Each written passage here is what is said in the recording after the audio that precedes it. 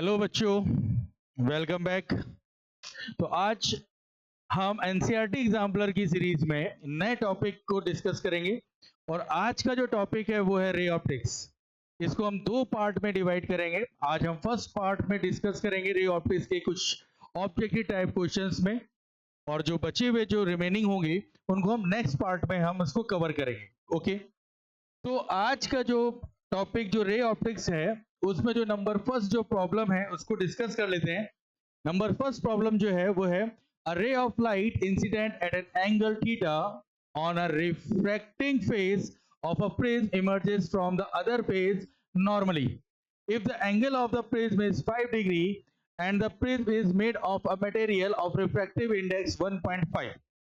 Okay, तो हमें यहाँ पे करना क्या है, हमें यहाँ पर इंसिडेंस एंगल फाइंड करना है और प्रिज्म का जो एंगल है वो है हमारे पास 5 डिग्री। तो और जो इमर्जेंट रे जो जाएगी वो कैसी है, नॉर्मल टू द सरफेस है। तो सपोज अगर हम माने कि ये हमारे पास एक प्रिज्म है, क्लियर, और इस प्रिज्म में जो एंगल है, प्रिज्म का एंगल ए, वो हमें गिवन है कितना, 5 डिग्री।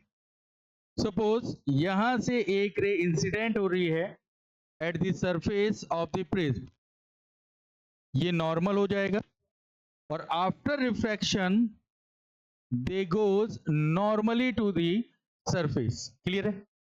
अब नॉर्मल टू द सरफेस है तो इसका मतलब क्या होगा, इसका मतलब ये है कि ये सरफेस पे यहां भी एंगल 90, ये भी एंगल कितना हो जाएगा, 90 एंगल होगा। तो इमर्जेंट एंगल जिसको हम I2 से डिनोट करेंगे वो वैल्यू कितनी हो जाएगी, 0। और ये जो आपका रिफ्रैक्टेड एंगल होगा यानी इंसिडेंट एंगल कह दीजिए इस सरफेस के लिए, इसकी भी वैल्यू कितनी हो जाएगी, 0। बात क्लियर है? अब हम एक इक्वेशन जानते हैं यहां पर प्रिज्म के लिए कि A equal to angle of A is equal to angle of R1 plus angle of R2। Normally अगर ये इमर्जेंट हुआ है तो R2 की जो वैल्यू होगी वो कितनी हो जाएगी, 0। It means angle of A is equal to angle of R1 और एंगल ऑफ A आपके पास 5 डिग्री है, तो इसका मतलब जो एंगल ऑफ R1 होगा वो कितना हो जाएगा, 5 डिग्री। R1 कहां पर, ये वाला एंगल R1, और हमें फाइंड क्या करना है, ये एंगल फाइंड करना है, इंसिडेंस एंगल। क्लियर? गिवन है रिफ्रैक्टिव इंडेक्स आउटर ऑफ जो आउटर है उसका रिफ्रैक्टिव इंडेक्स 1 है और जो हमारे पास प्रिज्म है इसका रिफ्रैक्टिव इंडेक्स μ2, इसकी वैल्यू कितनी है, 1.5 है। अब हमें फाइंड करना है I1, तो हमें किसका यूज करना पड़ेगा, स्नेल्स लॉ का। तो बाई स्नेल्स लॉ अगर हम देखें, बाई स्नेल्स लॉ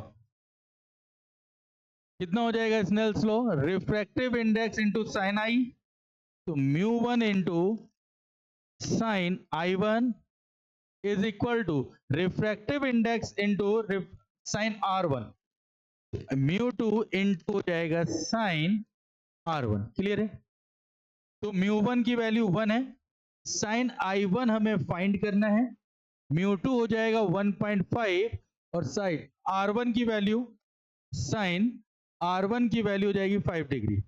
5 डिग्री की जो वैल्यू होगी वो हम लिखते हैं 1.5 इंटू 0.087, मल्टीप्लाई करेंगे साइन I1, तो इसका जो प्रोडक्ट जो आएगा वो हो जाएगा sine I1 is equal to 1.5.087, it becomes 0.1305, nearly 0.1305। तो I1 इज इक्वल टू हो जाएगा आपके पास साइन इनवर्स 0.1305 और इसकी वैल्यू जो होती है नियरली 7.5 डिग्री। क्लियर? यहां पर नियरली कितनी हो जाएगी आपके पास, 7.5 डिग्री। तो इट मींस जो इंसिडेंस एंगल होगा वो कितना हो जाएगा, 7.5 होगा। 7.5 ऑप्शन पे ध्यान दें, 2.5 cancel, 15 degree cancel, 5 degree cancel, तो ऑप्शन आपके पास करेक्ट कौन सा हो जाएगा, 7.5। तो इस प्रॉब्लम का जो सॉल्यूशन होगा उसका जो ऑप्शन नंबर है ए, वो क्या रहेगा आपका, करेक्ट रहेगा। क्लियर है?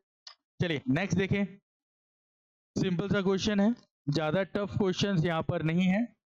अब आ जाइए, A short pulse of white light is incident from air to a glass slab at the normal incidence. After traveling through the slab, the first color to emerges is. ठीक है, हमारे पास एक glass slab है, इस glass slab में एक white colour को हमने इंसिडेंट किया है, नॉर्मली इंसिडेंट किया है, और उसके बाद जब इमर्जेंट हो रहा है रे, तो उसमें ये हमें बताना है कि फर्स्ट रे कौन सा होगा, ब्लू होगा, ग्रीन होगा, वायलेट होगा या फिर रेड होगा। तो समथिंग कुछ इस तरीके से यहां पर हुआ है। सपोज मान लीजिए ये ग्लास स्लैब है और नॉर्मली एक व्हाइट लाइट इस पे इंसिडेंट हुई है, ये हो जाएगा हमारे पास व्हाइट लाइट। व्हाइट लाइट क्या हुआ है, इंसिडेंट हुआ है। जैसे ही व्हाइट लाइट इंसिडेंट होगा नॉर्मली, तो इस केस में क्या होगा, ध्यान दें, इस वाले पॉइंट पे अगर हम बात करें तो यहां पर नो डेविएशन अकर, नो डेविएशन अकर, कोई भी डेविएशन यहां पर नहीं होगा। क्लियर है, यहां पर कोई भी डेविएशन नहीं होगा, वो नॉर्मली ही मूव करेगा। बट जब ये रे इस ग्लास स्लैब के अंदर जब वो इंटर होगा, उसके बाद हम कह सकते हैं यहां पर इट हैज डिफरेंट स्पीड, मतलब जो भी कलर्स होंगे उनकी जो स्पीड होगी वो कैसी होगी, डिफरेंट होगी। ठीक, जो स्पीड होगी डिफरेंट स्पीड शो होगा, डिफरेंट स्पीड शो करेगा। डिफरेंट स्पीड शो क्यों होगा, क्योंकि white light is a combination of 7 colours, और 7 कलर्स के लिए यही ग्लास स्लैब किसको शो करेगा, डिफरेंट रिफ्रैक्टिव इंडेक्स शो करेगा। और डिफरेंट रिफ्रैक्टिव इंडेक्स क्यों शो होगा, due to different wavelength, different wavelength. Clear है, तो होगा क्या, व्हाइट लाइट नॉर्मली इंसिडेंट हो रहा है ग्लास स्लैब में, तो इस पॉइंट पे देखेंगे तो कोई भी डेविएशन नहीं होगा, बिल्कुल स्ट्रेट जाएगा। लेकिन जब वो ट्रेवल करेगा ग्लास स्लैब में, तो white light is a combination of 7 colour, तो यहां पर जो 7 कलर्स होंगे उनकी स्पीड क्या होगी, चेंज होगी। स्पीड चेंज क्यों होगी, डिफरेंट स्पीड इसलिए होगी क्योंकि उसका जो रिफ्रैक्टिव इंडेक्स है वो क्या होगा, डिफरेंट होगा। उन कलर्स के लिए इस स्लैब का रिफ्रैक्टिव इंडेक्स डबल डिफरेंट इसलिए होगा क्योंकि उन सबकी जो वेवलेंथ है वो क्या होगी, चेंज होगी, जिसके कारण जब वो इमरजेंस होगी इस ग्लास स्लैब से, तो वो अलग अलग एंगल पे वो इमरजेंस होगी, मतलब वो स्प्रेड हो जाएगा। ठीक है, तो हमें ये बताना है कि सबसे पहले कलर कौन सा मिलेगा। तो हम जानते हैं कि रिफ्रैक्टिव इंडेक्स और वेवलेंथ और स्पीड के बीच में रिलेशन पे बात करते हैं। Wavelength is inversely upon mu is directly proportional to कितना हो जाएगा, v। ठीक है, तो अगर रेड के बारे में बात करें तो रेड कलर के लिए जो रिफ्रैक्टिव इंडेक्स सॉरी वेवलेंथ जो होगा वो मैक्सिमम होगा, उसके लिए जो रिफ्रैक्टिव इंडेक्स होगा इस ग्लास स्लैब का वो मिनिमम होगा, जिसके कारण उसकी जो वेलोसिटी होगी वो कैसी होगी, मैक्सिमम होगी। क्लियर है, अगर हम वॉयलेट कलर के बारे में बात करें तो वॉयलेट कलर के लिए वेवलेंथ मिनिमम होगा, रिफ्रैक्टिव इंडेक्स मैक्सिमम होगा, और जो वेलोसिटी होगी वो कैसी होगी, मिनिमम होगी। क्लियर है, तो सबसे तेज स्पीड किसकी होगी, फास्ट स्पीड रेड कलर की, और सबसे लीस्ट में जो अगर लेस स्पीड कहा जाए वो किसकी है, वॉयलेट की है। तो यहां से हमें ये चीज समझ में आएगा कि जो रेड कलर होगा इसका डेविएशन लीस्ट होगा, डेविएशन लीस्ट होगा, और जो वॉयलेट होगा इसका डेविएशन जो कैसा शो करेगा, मैक्सिमम डेविएशन शो करेगा। क्लियर है, तो इसका मतलब लीस्ट डेविएशन होगा, तो हम यहां से कह सकते हैं इस तरीके से रेड कलर सबसे ऊपर मिलेगा, और लास्ट में आपको कौन सा कलर मिलेगा, वॉयलेट कलर, क्योंकि वॉयलेट कलर की स्पीड सबसे कम होगी तो वो ज्यादा बैंड करेगा, रेड कलर की स्पीड सबसे मैक्सिमम होगी तो वो बहुत कम ही क्या करेगा, बैंड करेगा, सीधे क्रॉस कर जाएगा। तो इसके अकॉर्डिंग हम ये कह सकते हैं कि हमारे पास जो ऑप्शन है ए बी सी डी, तो सब जो सबसे ऊपर एवब जो कलर रहेगा वो कौन सा रहेगा, रेड कलर रहेगा। तो इसका मतलब जो इसका ऑप्शन है वो कितना हो जाएगा हमारे पास, डी ऑप्शन हो जाएगा। क्लियर, चलिए तो इजी प्रॉब्लम है, ज्यादा टफ नहीं है। नेक्स्ट प्रॉब्लम पे बात करते हैं। हमारे पास नेक्स्ट प्रॉब्लम क्या है? An object approaches a convergent lens from the left of the lens with a uniform speed 5 meter per second and stop at the focus the image. Clear? Convergent lens का मतलब हो जाएगा हमारे पास क्या, एक convex lens है। Convex lens के left direction से एक ऑब्जेक्ट अप्रोच करेगा, तो हमें पता है कि जो इमेज बनेगा बेसिकली वो हमेशा राइट डायरेक्शन पे बनेगा, अपोजिट डायरेक्शन ऑफ ऑब्जेक्ट रहेगा। क्लियर है? तो अब वो मूव कर रहा है, तो उसी हिसाब से जो हमारा इमेज है वो किस तरीके से मूव, उसका मोशन कैसा होगा, ये हमें फाइंड करना है। तो इसमें देखें, सपोज मानिए कन्वर्जेंट लेंस है, तो कन्वर्जेंट लेंस हमारे पास हो जाएगा कॉन्वेक्स लेंस इस तरीके से। क्लियर है? और लेफ्ट साइड ये हो जाएगा आपके पास लेफ्ट, और इधर आपके पास मान लीजिए ये राइट साइड है अकॉर्डिंग टू द प्रॉब्लम। अब ऑब्जेक्ट जो मूव कर रहा है वो v, इसकी जो वेलोसिटी है वो 5 मीटर पर सेकेंड है। 5 मीटर आपके पास 5 मीटर पर सेकेंड मूव करेगा। तो जब वो इनफाइनाइट पे है, मान लीजिए, या इनफाइनाइट पे नहीं, बाद में क्योंकि फोकस पे लेके जा रहे हैं। सपोज मान लीजिए जब वो अपने रेडियस ऑफ कर्वेचर पर है, किसी पॉइंट पर है, तो उस केस का जो इमेज बनेगा वो भी कहां बनेगा, 2f की पोजीशन पे ही तो बनेगा। अगर ये ऑब्जेक्ट यहां है तो इसका इमेज भी कहां होगा, 2f की पोजीशन पे होगा। लेकिन जब ये 2f से फोकस पॉइंट पे मूव करेगा, मतलब सेकंड जो पोजीशन हो रही है वो कहां पर है, f। जैसे ये f से 2f से अपने फोकस पॉइंट पे मूव करेगा, तो ये 2f से जो इसका इमेज है वो कहीं इनफाइनाइट पे जाकर के ट्रेवल करेगा। क्या बात क्लियर है? तो हमने क्या किया, हमने यहां पर f डिस्टेंस ट्रेवल किया एट टाइम t, मान लीजिए कोई भी time t equal to t1 second में मान लीजिए। इसी टाइम पर इसने कितनी डिस्टेंस कवर कर ली, इनफाइनाइट डिस्टेंस कवर कर ली एट टाइम t1। तो इसके लिए इनफाइनाइट डिस्टेंस, और यहां पर क्या हो गया, f डिस्टेंस। तो यहां से हमें यह समझ में आ रहा है जो इसका मोशन है वो कैसा है, नॉन यूनिफॉर्म होगा। मोशन कैसा होगा, नॉन यूनिफॉर्म, और इसका जो मोशन होगा वो भी कैसा होगा, एक्सीलरेटेड मोशन ही होगा। क्लियर है? तो अगर हम फर्स्ट ऑप्शन पे बात करें, move away from the lens with an uniform speed, तो देखिए अगर यूनिफॉर्म स्पीड पे मूव करता तो 2f से f के लिए जो डिस्टेंस कवर करता उतना ही यहां से 2f से कहीं और पोजीशन पे डिस्टेंस कवर करता, जो कि नहीं हुआ है, तो ये ऑप्शन गलत है। Move away from the lens with an uniform acceleration, नहीं, ठीक है। Moves away from the lens with a non uniform acceleration, ठीक, ये चीज देखिए, ये कैसा मूव करेगा, नॉन यूनिफॉर्म एक्सीलरेशन मूव करेगा, तो इसका मतलब option C is correct. Move towards the lens with a non uniform acceleration, towards the lens है, टूवर्ड्स द लेंस नहीं है, ये कहां जा रहा है, अवे फ्रॉम द लेंस जाएगा, तो इसका मतलब ये ऑप्शन भी आपके पास गलत होगा। तो इस प्रॉब्लम का जो एक्चुअल में सॉल्यूशन है वो कौन सा हो जाएगा हमारे पास, ऑप्शन सी। क्या यहां तक बात क्लियर है? चलिए नेक्स्ट प्रॉब्लम पे देखें। नेक्स्ट प्रॉब्लम हमारे पास गिवन है कि एक पर्सन है, एक पैसेंजर है जो एरोप्लेन पे जो बैठा हुआ है, ट्रेवल कर रहा है। तो अब हमें ये देखना है कि इन चारों ऑप्शंस में से कौन सा ऑप्शन चाहिए। क्या उसको रेनबो नहीं दिखाई देगा? अगर रेनबो दिखाई देता है प्राइमरी सेकेंडरी, तो एक कंसेंट्रिक सर्कल पे दिखाई देगा। थर्ड, अगर उसको रेनबो दिखाई देता है प्राइमरी सेकेंडरी, क्या वो आर्क के फॉर्म में दिखाई देगा, या फिर जो आपके पास नेवर सी है, सिर्फ प्राइमरी रेनबो दिखाई देगा, आपका सेकेंडरी रेनबो सीन नहीं होगा। ठीक है, तो जरा यहां पर समझते हैं कि रेनबो बनता कैसे है। तो रेनबो हम जानते हैं कि जब सनलाइट किसी वाटर ड्रॉप पे जब इंसिडेंट होगी, तो वहां पर रिफ्रैक्शन, टोटल इंटरनल रिफ्लेक्शन और रिफ्रैक्शन होने के कारण वहां पर रेनबो फॉर्म होगा। क्लियर? और रेनबो जो होते हैं वो बेसिकली दो टाइप के होते हैं, प्राइमरी रेनबो और सेकेंडरी रेनबो।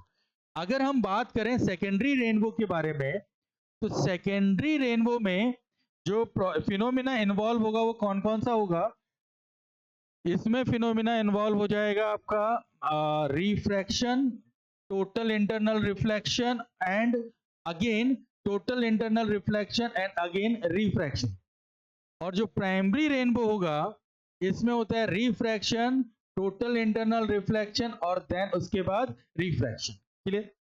तो एक रफली अगर हम आइडिया दें तो ये हमारे पास सपोज मानिए क्या है, सन है, और यहां सन से यहां पर वाटर ड्रॉप है इस तरीके से, ठीक। ये रेज सन रेज इस ड्रॉप पे जाएगा तो यहां पर रिफ्रैक्शन होगा, देन टोटल इंटरनल रिफ्लेक्शन होके यहां पहुंचेगा, फिर उसके बाद रिफ्रैक्शन होकर के इस तरीके से यहां कहीं जाएगा। सपोज मानिए यहां कहीं पर हमारे पास ऑब्जर्वर है, नेक्स्ट फिर से वाटर ड्रॉप पे जाएगा, इंसिडेंट होगा, रिफ्रैक्शन, रेज गया, टोटल इंटरनल रिफ्लेक्शन, रेज आया, टोटल इंटरनल रिफ्लेक्शन, फिर उसके बाद ये रिफ्रैक्शन होगा और रिफ्रैक्शन होके फिर से वो ऑब्जर्वेशन आईज में आएगा। तो ये जो फिनोमिना जहां पर शो हो रहा है इसको बोला जाता है secondary rainbow, secondary rainbow. Clear है?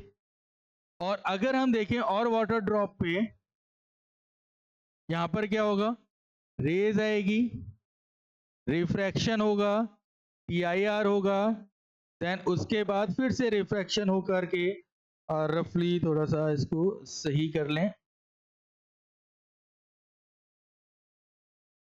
यहां कहीं पे ड्रॉप पे देख लें, रेज, रिफ्रैक्शन, TIR, फिर रिफ्रैक्शन, रफली एक आइडिया दे रहे हैं, ये होगा, एक और रेज आएगी, TIR, TR करके भी वो ऐसी कुछ चली जाएगी, ठीक है। रफली कुछ इस तरीके से आपका फॉर्म होगा। तो ये जो सेकंड वाला जो बन रहा है ये कौन सा बनता है हमारे पास, प्राइमरी रेनबो बनता है। तो प्राइमरी रेनबो में बेसिकली 3 फिनोमिना इन्वॉल्व होंगे और सेकेंडरी रेनबो पे बेसिकली 4 फिनोमिना क्या होते हैं, इन्वॉल्व होते हैं। चलिए, अब होता यह है कि अगर कोई पर्सन अर्थ के सरफेस से इस रेनबो को देखने की कोशिश करेगा तो उसको सिर्फ और सिर्फ क्या शो होता है, ये आर्क शो होगा इस तरीके से। क्यों? क्योंकि जो इसका रिमेनिंग वाला जो पोर्शन है वो ब्लॉक कर दिया जाता है, ब्लॉक हो जाता है due to earth surface, due to earth surface. तो इस पर्सन को जो कि कहां पर प्लेस्ड है, जो अर्थ के सरफेस में प्लेस्ड है, उसको ये रेनबो सिर्फ और सिर्फ किसके फॉर्म में दिखाई देगा, एक आर के फॉर्म में दिखाई देगा। क्योंकि आर के फॉर्म में इसलिए दिखाई होगा क्योंकि जो बाकी वाला जो पोर्शन है, जो रिमेनिंग पोर्शन वाला है, ये वाला जो पोर्शन है, ये क्या होगा, इस अर्थ के थ्रू ये ब्लॉक कर दिया जाएगा। ठीक। अब अगर यही पर्सन कहां पहुंच जाए, यही पर्सन अगर एयर में हो, तब यहां पर कोई भी ऑब्स्ट्रक्शन नहीं है, और अगर ऑब्स्ट्रक्शन नहीं है तो ये रेनबो आपको एक सर्कल फॉर्म पे शो होगा इस तरीके से। जो इनर वाला जो आपके पास रिंग बनेगा वो बनता है प्राइमरी रेनबो का, प्राइमरी रेनबो का, और सबसे ज्यादा ब्राइटर होगा प्राइमरी रेनबो, और यही जो होगा वो क्या होगा, सबसे ज्यादा ब्राइटर होगा। और ये वाला जो आउटर वाला बनता है रिंग वो बनेगा हमारा सेकेंडरी रेनबो का, सेकेंडरी रेनबो। और ये सबसे ज्यादा ये क्या होगा, प्राइमरी रेनबो के रिस्पेक्ट में थोड़ा सा डल होगा। क्लियर है?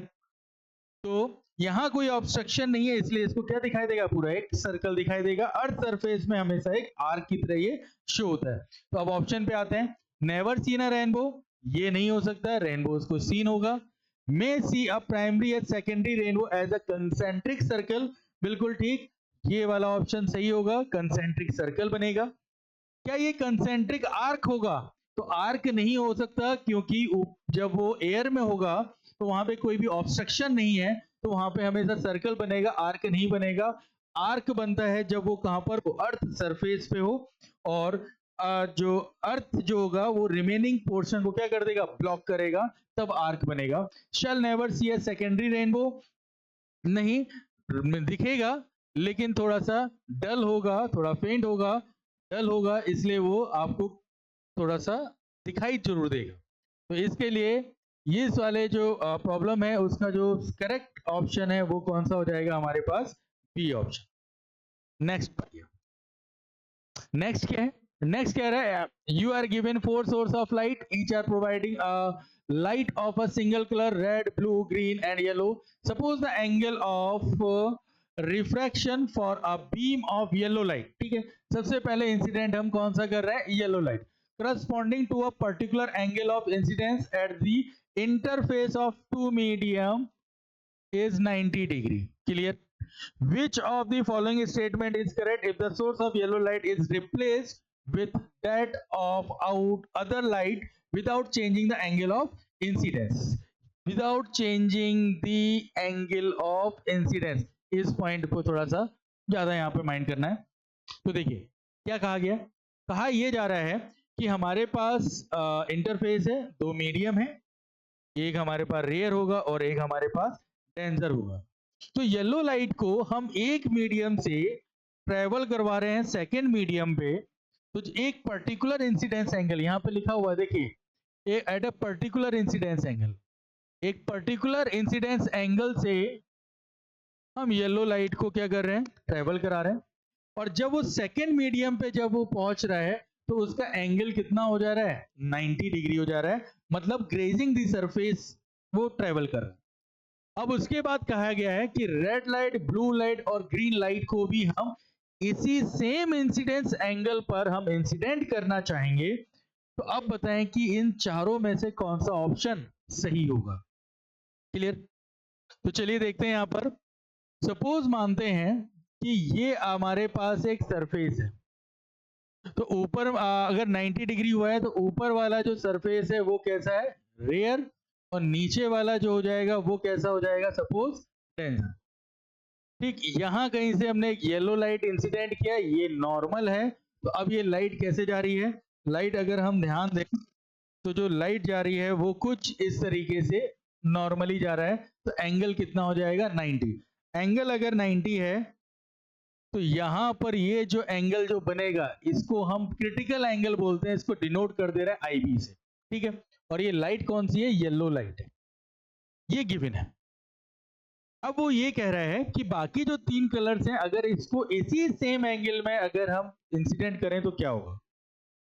तो अब यहां पर जरा समझते हैं कि यहां पर आईसी है, अगर किसी और कलर के लिए, जैसे कोई कलर अगर हम बात करें, किसी और कलर के लिए इंसिडेंस एंगल क्रिटिकल एंगल से ज्यादा होगा तो उस केस में क्या होगा। जैसे सपोज मानिए आई येलो का क्रिटिकल एंगल एज्यूम कर लेते हैं 45, एज्यूम कर लेते हैं कितना है 45, और बाकी जो कलर है उसके लिए कलर मान लीजिए कितना है, किसी के लिए 50 है, किसी के लिए 55 है, किसी के लिए सपोज क्या है 60 है। तो जो कलर्स है उनके लिए 50, 55 और 60 अगर कलर्स है और इन कलर्स को हम 45 डिग्री में अगर इंसिडेंट कर देंगे तो क्या होगा, ऑब्वियस सी बात है यहाँ पे टीआईआर पॉसिबल नहीं होगा, सिंपल सा एक रिफ्रैक्शन होगा। तो इस कंडीशन पे नो टीआईआर, नो टीआईआर, कोई भी टीआईआर टोटल इंटरनल रिफ्लेक्शन का प्रोसेस नहीं होगा, ना ही वो क्रिटिकल एंगल 90 पे वो ग्रेज होगा। लेकिन अगर इसी कलर का इंसिडेंस एंगल क्या हो, कम हो, मतलब मान लेते हैं ये हो जाएगा 30, 35, 45 इस तरीके से होगा। तो इस कंडीशन पर जब वो 45 हो रहा है तो इस कंडीशन पे याद रखिएगा यहां पर जो आपको मिलेगा, यहां पे कौन सा फिनोमिना मिलेगा, टीआईआर फिनोमिना मिलेगा। कौन सा फिनोमिना मिलता है यहां पर, टीआईआर का फिनोमिना मिलता है। क्लियर यहां पर? तो इसी बिहाफ में हम इस क्वेश्चन को देखते हैं।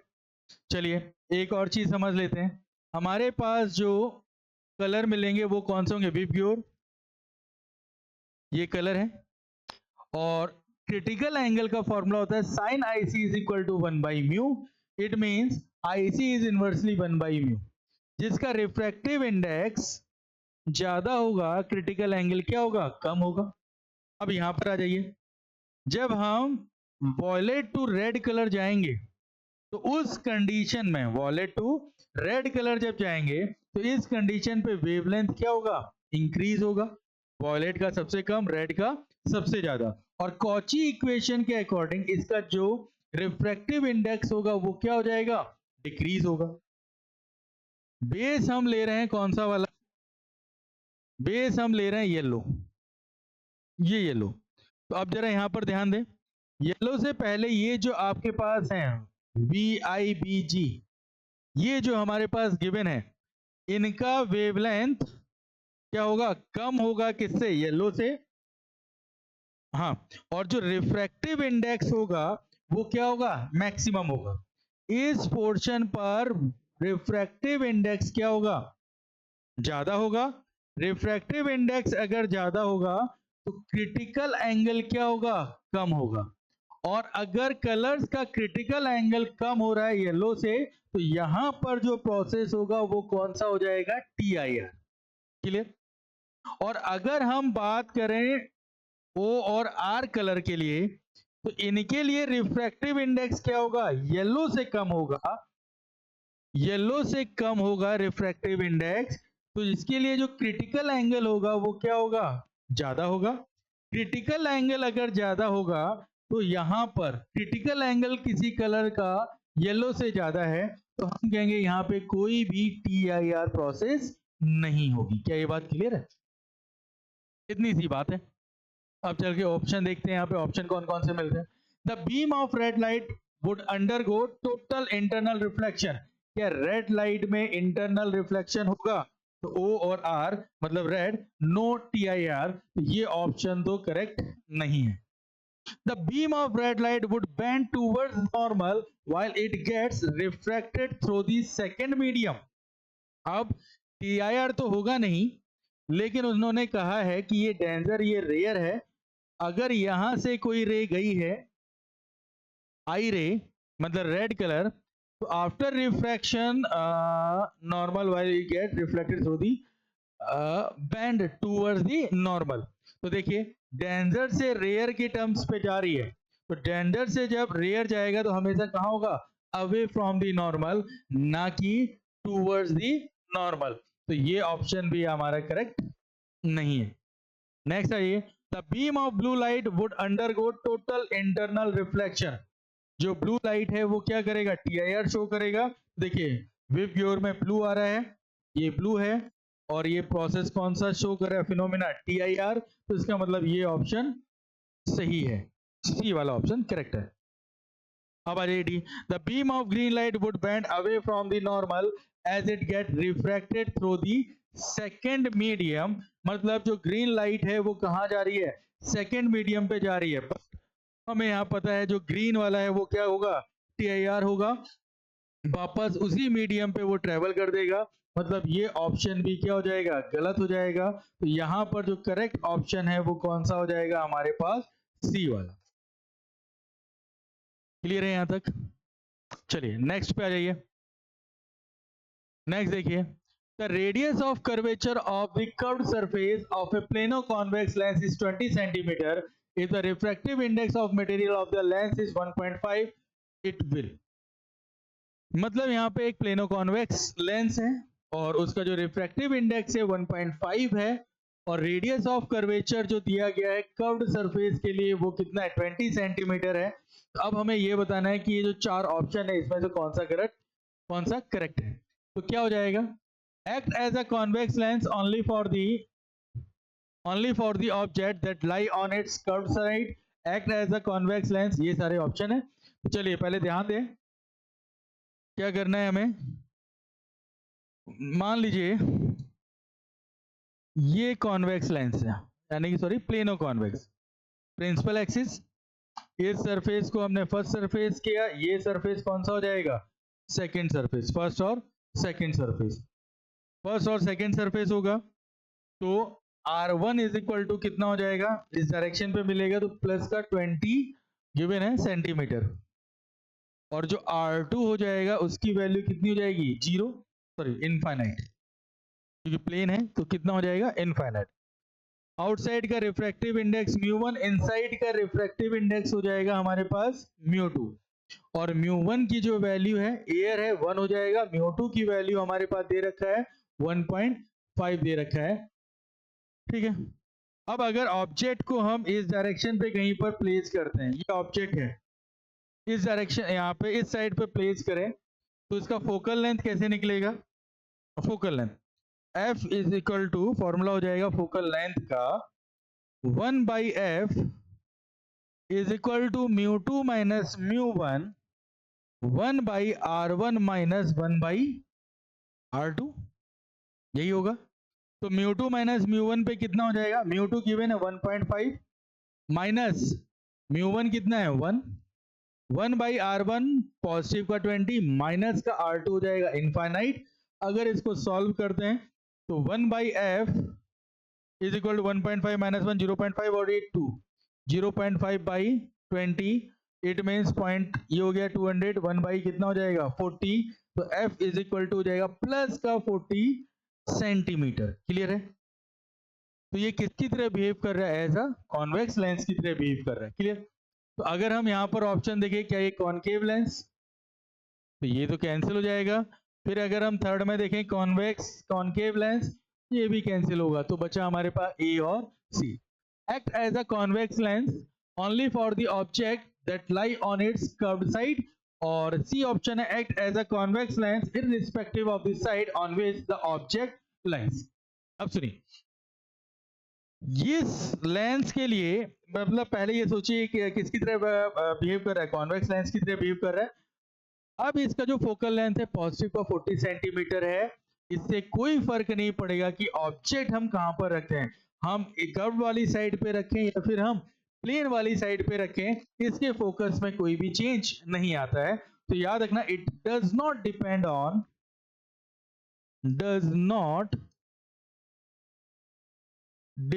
On side at which object is placed, ठीक है। It does not depend on side at which object is placed, मतलब ये डिपेंड नहीं करेगा कि किस साइड पे ऑब्जेक्ट रखा जाए, चाहे वो कर्व्ड साइड रखा जाए चाहे वो प्लेन साइड रखा जाए, फोकल लेंथ अभी भी कितनी मिल रही है? प्लस का 40 सेंटीमीटर, मतलब कॉन्वेक्स लेंस की तरह वो बिहेव करेगा। तो इसमें अगर हम देखें तो हमारे लिए फर्स्ट ऑप्शन कैंसिल हो जाएगा, तो हमेशा कौन सा हो जाएगा? सी वाला, act as a convex lens irrespective of the side on which the object lens, वो हमेशा किसकी तरह बिहेव करेगा? कॉन्वेक्स लेंस की तरह। क्लियर है? तो ऑप्शन आपके पास कौन सा क्लियर हो जाएगा? सी वाला। Next, the phenomena involve in the refraction of radio wave by ionosphere is similar to. Ionosphere है क्या? तो सुनिए, यहां पर देखिए, ये अगर अर्थ सरफेस है और अर्थ सरफेस में नंबर ऑफ लेयर्स होते हैं, तो उसमें एक लेयर है, हमने मान लिया वो कौन सा हो गया? आइनोस्फीयर, है ना? आइनोस्फीयर,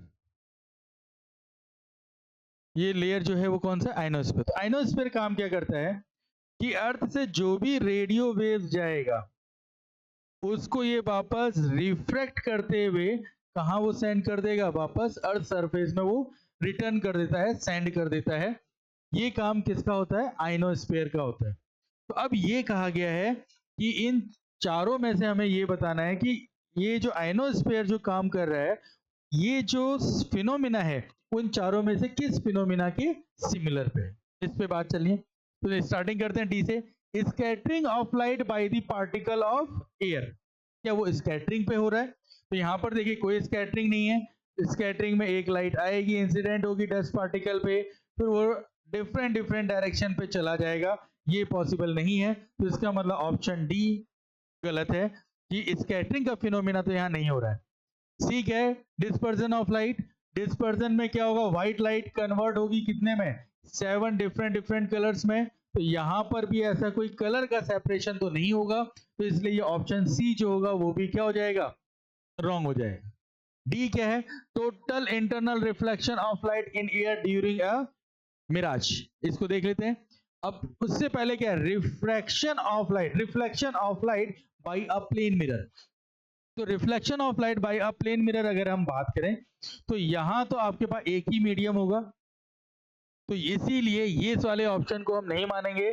हम ऑप्शन मान लेते हैं बी वाला। क्यों? क्योंकि यहाँ पर भी देखिए डिफरेंट डिफरेंट लेयर से होते हुए जाएगा, तो यहाँ पर मीडियम चेंज होगा, रिफ्रैक्टिव इंडेक्स यहाँ पर चेंज होगा, दो अलग मीडियम मिलेगा, देन उसके बाद वो वापस उसी मीडियम पे आ रहा है, तो एक टीआईआर की तरह ये बिहेव कर रहा है। तो वही हम कह रहे हैं कि ये क्या बनेगा, टीआईआर की तरह बिहेव करेगा, जैसा कि कहाँ होता है, मिराज में होता है। इसका मतलब ये जो ऑप्शन बी है वो बिल्कुल करेक्ट है।